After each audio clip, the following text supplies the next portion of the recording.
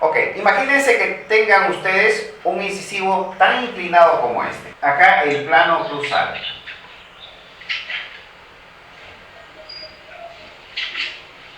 Ahí está el plano cruzal. Rickert te dice, el incisivo inferior tiene que estar ubicado muy bien dentro de su base ósea para que funcione bien en el tiempo. Y sobre esto se han escrito muchos trabajos de investigación. Hay muchos trabajos que te indican que hay una gran variabilidad en el posicionamiento de este incisivo. Sin embargo, los trabajos realizados por Rickert demuestran de que el posicionamiento del incisivo está en relación al biotipo facial que tenga el paciente. E indica que un paciente mesofacial, lo normal, el promedio, debería ser 3 más o menos 2. En general se dice que este incisivo debe estar entre 2 a 4 milímetros. Esto es lo que Rickert nos decía a nosotros. Dejen ustedes al incisivo entre 2 a 4 milímetros, que vendría a ser una buena posición con respecto a apogonio. Sí, sí. Esto en términos generales. Así lo decía Rickert. Trabajos de investigación posteriores determinaron de que en un sujeto mesofacial el rango podría ser de 3 más menos 2. En un sujeto braquifacial, en el caso del braquifacial, tienes la posibilidad de mover mejor ese incisivo. Y en este caso es 5 más menos 2. Y en el caso de un dólico facial, tú vas a tener la posibilidad de tener 1 más menos 2. ¿Eso qué significa? Si tienes un paciente dólico facial, la posibilidad de inclinar los incisivos para adelante es mucho menor que un paciente braquifacial. Y vamos a sustentarlo. ¿Por qué?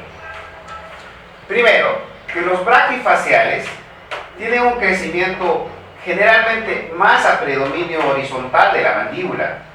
Por lo tanto, apogonio tiende a ubicarse más hacia adelante. Y eso permite tener una base sustentatoria mucho más estable que un paciente dólico facial. El paciente dólico facial generalmente lo que va a tener es un apogonio más recluido, por lo tanto una base sustentatoria para ese incisivo mucho más pequeña. Esta base sustentatoria que ustedes ven acá permiten al periósteo poder hacer cambios en el contorno del punto B por estímulo, ya que el periósteo en esta zona va a poder remodelarlo. En cambio, cuando ustedes tienen un paciente dólico facial, no hay gran base sustentatoria, lo que los árabes llaman una zapata. La zapata en una construcción es la base sobre la cual se mantiene un edificio. Entonces, el apogonio está más para atrás y por lo tanto la capacidad de poder inclinar a estos incisivos es menor en estos pacientes. Por eso, en estos tenemos un promedio de 1 más menos 2. O sea, lo máximo que podrías mover ese incisivo es 3. Lo máximo. Lo mínimo, bueno, es ponerlo un poco más hacia atrás en estos pacientes dólico-faciales. ¿Y por qué? Porque estos de acá reaccionan con remodelación en esta zona, mientras que estos, cuando tú los inclinas demasiado, producen reabsorción. Por lo tanto, se empieza a observar la raíz por un mecanismo también llamado piezoeléctrico, cuando las estructuras cristalinas pierden el soporte. ¿Me dejé entender esto entonces? Entonces, de acuerdo a cómo tú te ubiques, qué tipo de paciente es, tú vas a determinar acá el grado de inclinación que vas a darle a esa pieza. Si estás frente a un paciente dólico facial y estás en 3, ¿no es cierto? Inclinarlo hasta 5, 6, 7 llevará consigo alteraciones en la cresta y por lo tanto inestabilidad en ese incisivo. Tienes que prever que si vas a inclinar ese diente en un paciente dólico-facial, las posibilidades de reabsorción se incrementan. Y por lo tanto, no tienes que ser tan entusiasta en colocar un incisivo tan inclinado en un paciente dólico-facial. Lo puedes hacer sí en un paciente mesofacial que tiene un buen pogonio, ¿no? Entonces, a partir de esta información, tú puedes decidir cómo vas a dejar a ese incisivo. Y repito, lo vas a tomar en consideración cómo va a estar también el incisivo superior. ¿Ok? Entonces ya saben hasta dónde pueden dejar sus incisivos, siempre y cuando ya tengan determinado dónde va a estar su pogonio final y su punto A final. Porque recuerden que el punto A se va a ver afectado por lo que vayas a hacer. Igual también el pogonio se va a ver afectado con lo que vayas a hacer. Ok, entonces acá ya estamos en esta parte en donde vamos a tener un cuadrito que es así. Este es el cuadrito de la recolocación de uno, según Ricketts. Esto corresponde al arco inferior. Y lo primero que tienes acá en el arco inferior es la discrepancia. Recuerden que esta parte de acá es para todo lo que va a generar espacio y todo lo que nos va a restar espacio es la otra columna. La primera que tenemos es la discrepancia. ¿Y qué tipo de discrepancia? Arco-diente. Lo que hemos sacado del análisis de modelos. Suponte que este paciente tiene una discrepancia de modelos de, vamos a decirlo así, va a necesitar 6 milímetros para poder alinear a esos dientes. 6 milímetros de apiñamiento. 6 milímetros es positivo o negativo. Es negativo. Vas a requerir crear espacio para que entren esos dientes. Si tuviera 6 milímetros de espaciamiento, ¿eso es positivo o negativo? Positivo. Positivo porque me sobra espacio. Entonces, acá hablamos de positivo cuando me sobra espacio y negativo cuando me falta espacio. El siguiente aspecto que hay que considerar acá es lo que se denomina la recolocación de uno. La recolocación de uno es para saber en qué posición final se va a quedar ese incisivo. Supongan ustedes que en nuestra cefalometría identificamos que el paciente es mesofacial. El paciente tiene acá 7. ¿7 de qué? De protrusión. ¿Verdad? Tiene 7 de protrusión. ¿De acuerdo? Y si ustedes ven acá, según el doctor Ricketts, debería estar entre 1 y 5. En términos generales, en el análisis antiguo de Ricketts se decía que debería estar entre 2 a 4 milímetros, ¿verdad? Entonces, te está diciendo que tú puedes colocarlo entre estos elementos. Entonces, la pregunta es, ¿dónde lo vas a dejar? ¿Verdad? Lo mínimo sería, si fuera mesofacial, dejarlo en 5, como mínimo. Podrías dejarlo en 7, pero ese diente, ya sabes, en un sujeto mesofacial, ese posicionamiento incisivo es protrusión y con el tiempo acarrea inestabilidad. Entonces, no es que no se pueda, se puede, pero no se debe. No significa que el paciente se va a morir, significa que vas a aumentar solamente su riesgo. Lo interesante de la ortodoncia es que puedes disminuir los riesgos. Disminuir los riesgos significa dotarle de mejores posibilidades de salud, mayor longevidad a estas piezas, menor propensión a enfermedad periodontal. Recuerden que el traumatismo o el trauma de oclusión origina, sumado a una mala higiene, una enfermedad periodontal que puede ser degenerativa.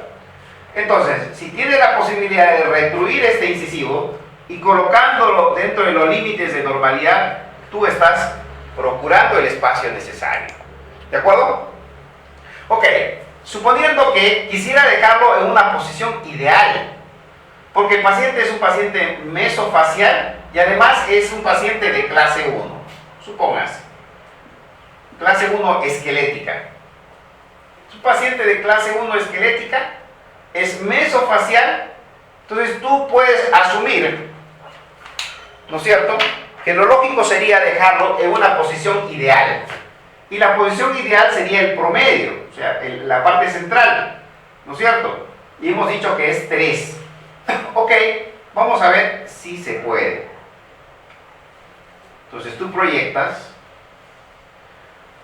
retruir a este incisivo, ¿no es cierto? Y dejarlo finalmente en una posición de 3. Si vas a dejar en una posición de 3, recuerden esto, si lo vas a dejar en una posición de 3, es necesario que entiendas que el retruir de 7 a 3, vas a retruir ¿cuántos milímetros? 8. 4 milímetros multiplicado por 2, en total va a necesitar en el arco 8 milímetros.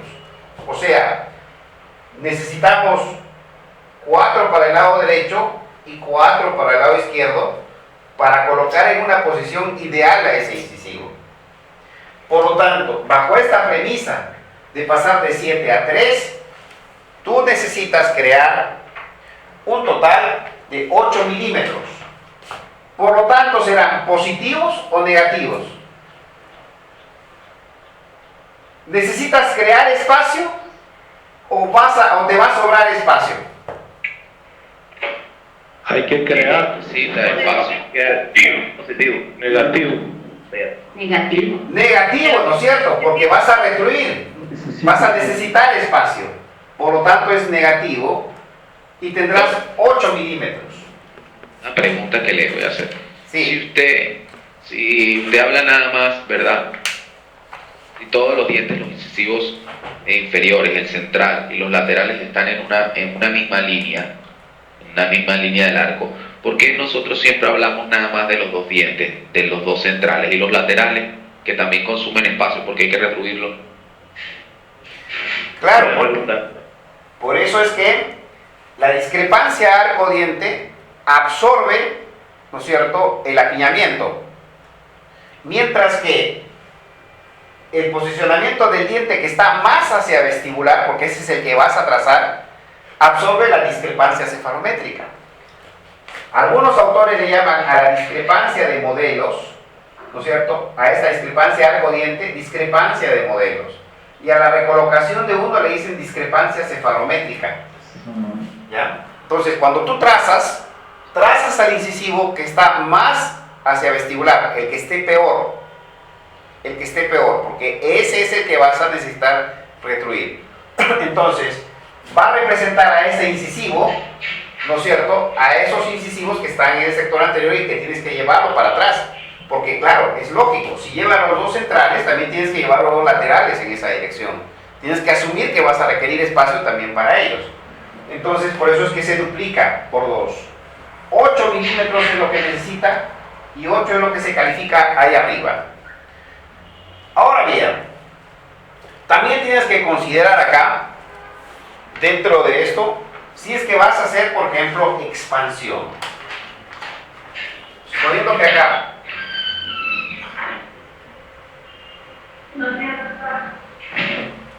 si vas a hacer expansión, ¿y cuánto te va a originar la expansión?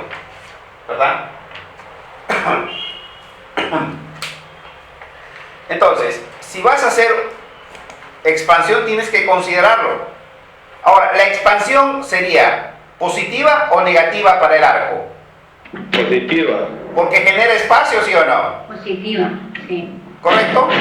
Ok. Otra manera de crear espacios sería extrayendo, ¿no es cierto? O recolocando las 6. Por eso dice abajo recolocación de 6.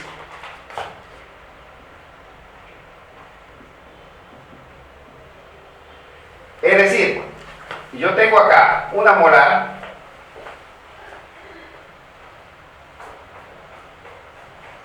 que está mesializada y además inclinada, ¿verdad? Cuando ustedes la verticalizan, obtienen espacio. ¿Me entienden? Cuando la verticalizan. También pueden obtener espacio con la distalización de la molar. Hay mecanismos para distalizarla. No son muchos, tampoco se obtiene mucho, pero si es parte de tu terapia, la tienes que considerar. Eso es en recolocación de 6. El otro punto para obtener espacio son las extracciones.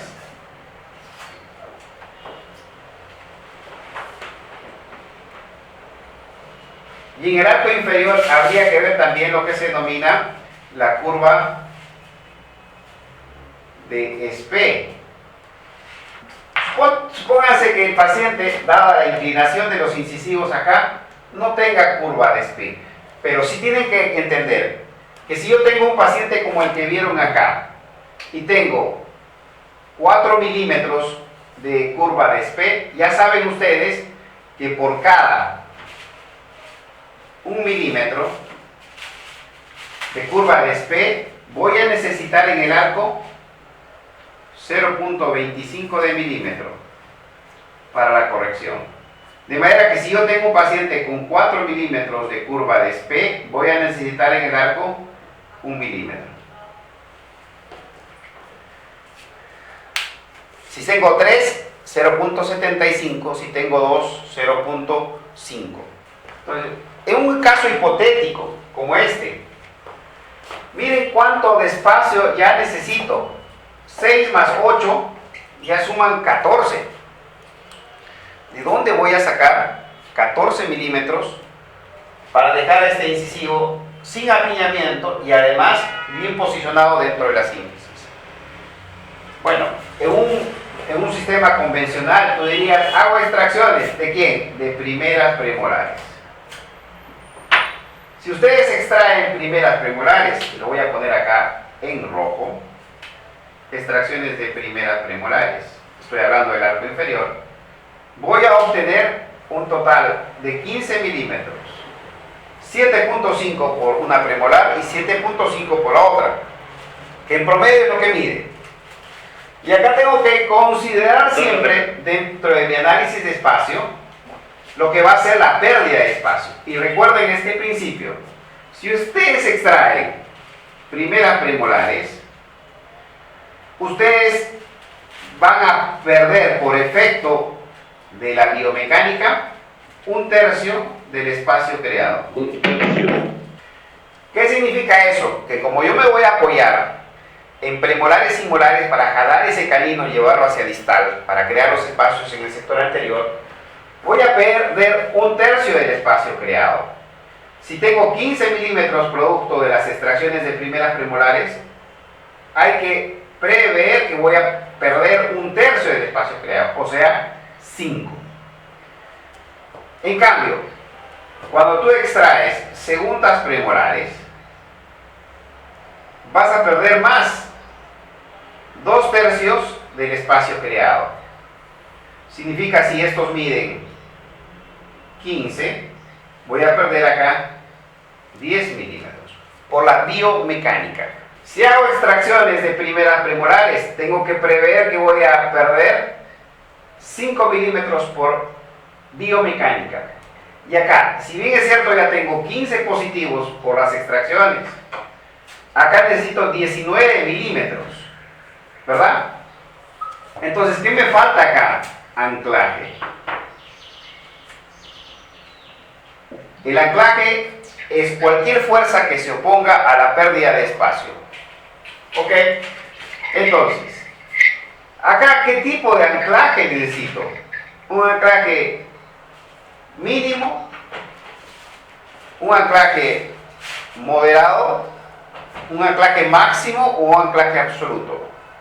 Un anclaje máximo es arco lingual más tie barra translativa, together, ¿no es cierto? Más anclaje cortical. barra translativa, O sea, que vamos a colocar los arcos utilitarios expandidos y con torque. ¿Ya? Eso se llama anclaje cortical por expansión y torque. Entonces, mis arcos tienen que prever esto en el arco inferior. Significa que de los 5, yo voy a recuperar por efecto de anclaje 4. Entonces, el total de este paciente, fíjense acá, sería 19 para acá y 19 para acá. Y desde el punto de vista matemático de distribución de espacios, estoy viendo que es posible para el arco inferior colocar esta diferencia, ¿no? Ahora bien, fíjense acá. Supónganse que tengo también a un incisivo superior. El siguiente elemento que tengo que analizar ahora es que si esta retrusión de 3 milímetros del inferior me va a llevar la misma relación matemática con el superior. Y recuerden que estamos hablando de un paciente de clase 1, mesofacial. Ok. Supónganse que este paciente está así, es biprotruso. Y tiene el incisivo superior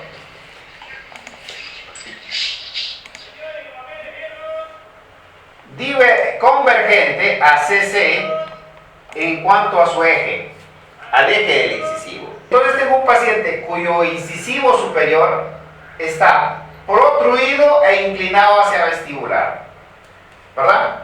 Entonces, cuando verticalizamos a este incisivo y lo hemos colocado en una posición ideal, el superior también tendrá que cumplir algunos requisitos. ¿Y cuál es el requisito? Si se trata de un paciente de clase 1, tú debes de dejar el incisivo superior con el eje paralelo al eje facial. Primer requisito. Segundo, que debes crear una sobremordida adecuada.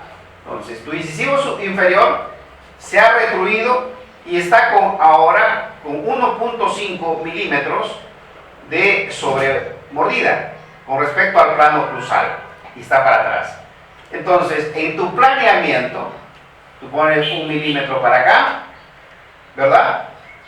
Y acá está un punto y luego vas a colocar a tu incisivo de tal manera que el eje esté paralelo al eje facial y acá reconstruyes a tu incisivo y esa va a ser tu posición final. Entonces luego mides la distancia entre la cara vestibular del incisivo antiguo y el nuevo y ver la diferencia.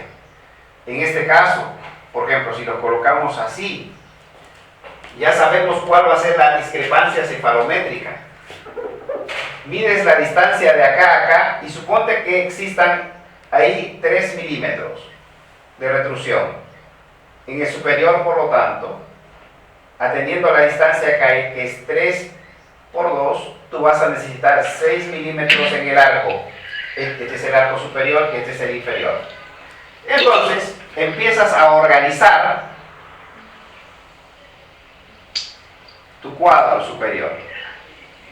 Y vas a ver si es posible hacer esto. Si es posible llevar ese incisivo tanto para atrás que el superior te lo permita. ¿Ok? Veamos.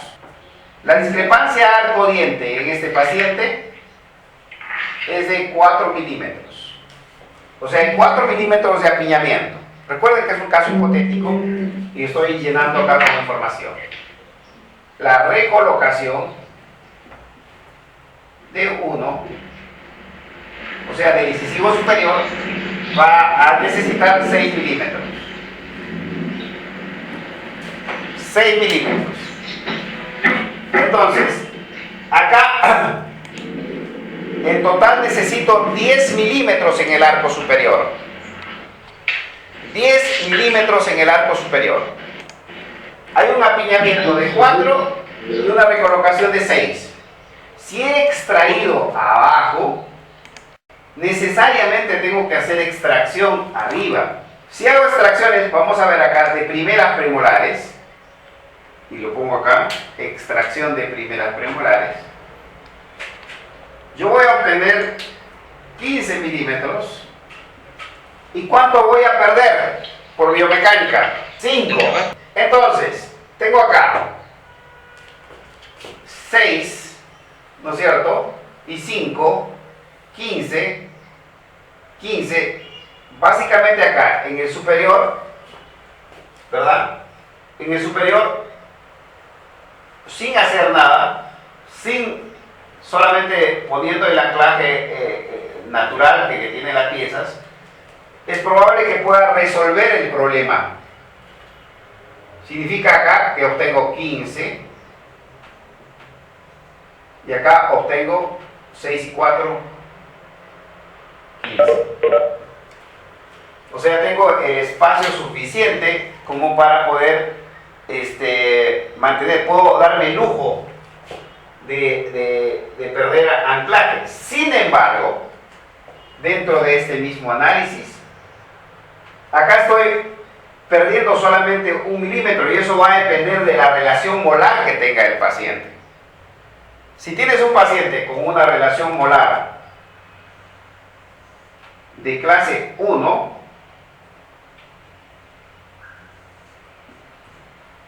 y en donde tú vas a perder acá 1 milímetro, o sea, esto se va a ir 1 milímetro, acá arriba también tienes que perder 1 milímetro. ¿Me dejo entender? ¿Para qué? Para preservar la relación premolar, la relación molar que tienes. Porque imagínate, acá pierdes 1 y arriba pierdes 4, ¿no es verdad? Arriba pierdes 4, tendrías el inconveniente de que la pieza te va a quedar en clase 2.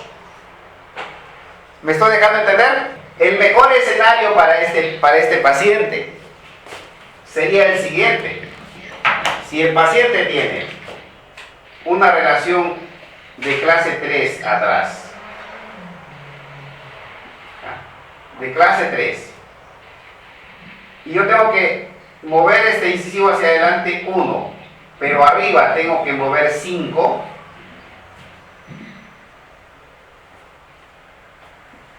es perfecto para el paciente porque el paciente va a acabar en clase 1.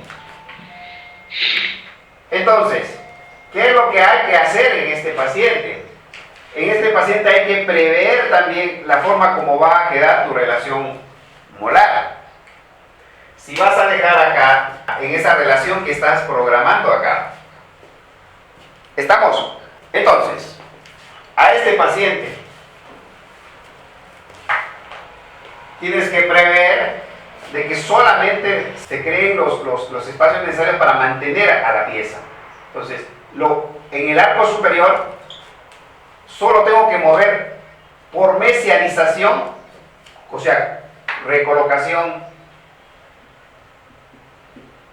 de 6, tengo que perder acá 1 milímetro. Si estoy con una relación molar de clase 1, repito, en este paciente tengo una relación molar de clase 1 y quiero preservar.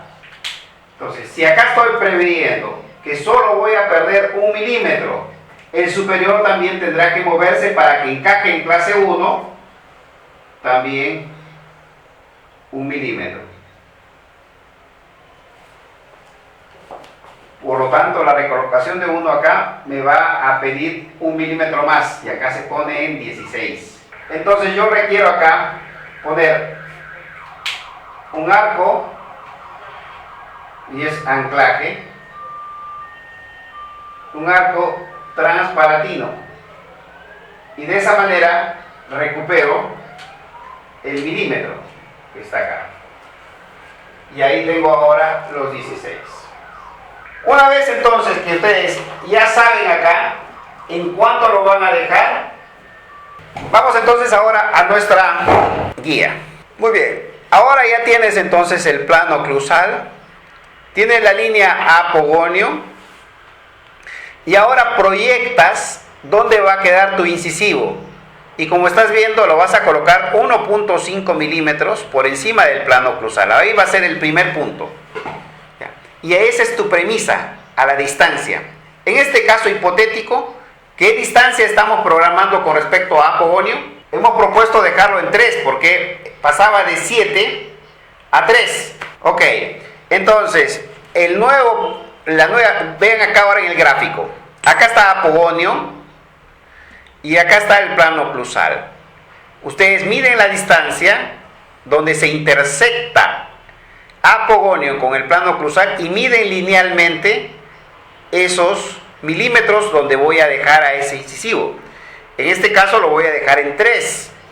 Entonces, si lo pongo acá en 3, 1.5 por encima de ese 3 estará el punto donde va a estar la punta de tu incisivo. Ahora vamos a hacer el eje. Com o centro do template sobre o plano APO, fazer a marca da inclinação do incisivo inferior e traçar o longo eixo do incisivo. Para cada 1 milímetro de movimentação do incisivo inferior, altera-se 2 graus na inclinação do incisivo. Ok, entonces, acá viene el siguiente concepto. Si yo tengo un incisivo y tengo acá que está en 7, tienes acá 1 y acá es 7 y estoy con 30 grados. 1 significa ¿cuántos milímetros de sobremordida? 7, la distancia que hay de acá a acá. De acá a acá es 7. Y 30 es el grado de inclinación. Esta es la situación inicial del paciente. Tiene 1 de sobremordida, que está por debajo del mínimo. Tengo 7 de protrusión, estoy más milímetros protruido. Y tengo 30 grados de inclinación, está inclinado hacia vestibular. Entonces, el proyectado en el BTO, y pongo acá, el BTO que estamos proyectando, es que voy a dejar a mi incisivo en 1.5 milímetros de sobremordida.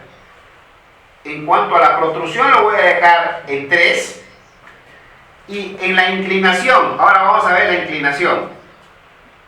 ¿Qué dice la regla? ¿Qué dice la regla? Por cada milímetro que tú lleves a ese incisivo, sea para adelante o sea para atrás, tú tienes que considerar la variación de 2 grados. Entonces, yo voy a retruir 4 milímetros, porque entre 7 y 3 hay 4 milímetros. Por lo tanto, voy a retruir, voy a inclinar por cada milímetro 2 grados. Por lo tanto, serán 8 grados. ¿Está bien? Por lo tanto, la nueva posición proyectada para el BTO será de 30 menos 8 sería 22 grados. Esa sería mi proyección. Por lo tanto, ahora marco así. De acá para acá, acá estará el punto 3. Habrán 3 milímetros. Y pondré acá 1.5. Acá va a estar. Ya tengo mi primer punto. Esta es la línea apogonio. Y luego, con la regla, visualizo y marco acá, de manera que este ángulo de acá me dé un ángulo de 22 grados. Cuando me dé 22 grados, con respecto a apogonio, diré, este es el eje del incisivo. Y sobre ese, recién colocaré mi regla, mi template, para dibujar a mi incisivo. ¿Lo entendieron? Ustedes utilizan las matemáticas con propósitos clínicos. Y esto lo hace toda aquella persona que responsablemente decide sobre su paciente. Entonces ya sabes cuántos milímetros vas a dejarlo. Entonces vas a proyectar ahora tu BTO. Vamos al BTO.